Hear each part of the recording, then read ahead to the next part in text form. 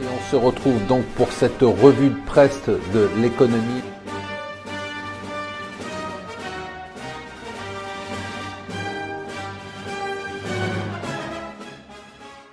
Bonjour et bienvenue sur Mon Financier pour le Morning Zapping. Les marchés remontent.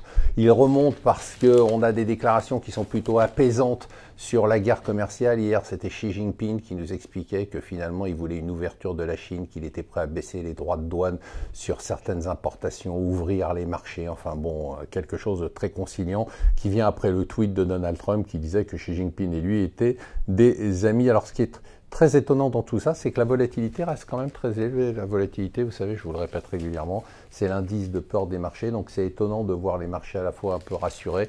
Donc ça veut dire qu'ils ont envie d'acheter des actions, mais que de l'autre côté, on reste toujours inquiet parce qu'il y a des sujets d'inquiétude assez importants. Alors là, c'est vraiment la série des bonnes nouvelles.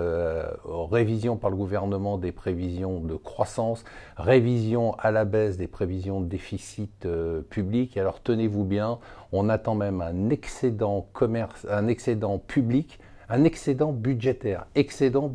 On n'a pas vu ça depuis 1974 pour la fin du quinquennat, ça serait quand même spectaculaire. Hier, c'était la première journée du passage de Zuckerberg devant le Congrès américain, costume, cravate, 5 heures. Il a expliqué qu'il était désolé, mais que quand on avait 100 milliards de personnes qui venaient tous les jours sur ces différents sites, c'était difficile de tout contrôler.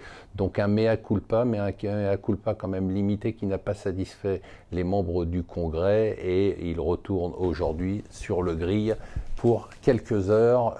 Du côté de Canal+, et de la vie des entreprises, Vincent Bolloré qui lâche les rênes et c'est Maxime Saada qui devient président du directoire avec les pleins pouvoirs. Et enfin, je n'arrive pas à me décider de savoir si je vais le lire ou pas le lire, le livre de François Hollande qui sort sur les leçons du pouvoir. Il essaye de dresser un bilan positif de son quinquennat, il reconnaît quelques erreurs et il part surtout d'Emmanuel Macron en des termes peu élogieux. Voilà, je vous souhaite une excellente journée.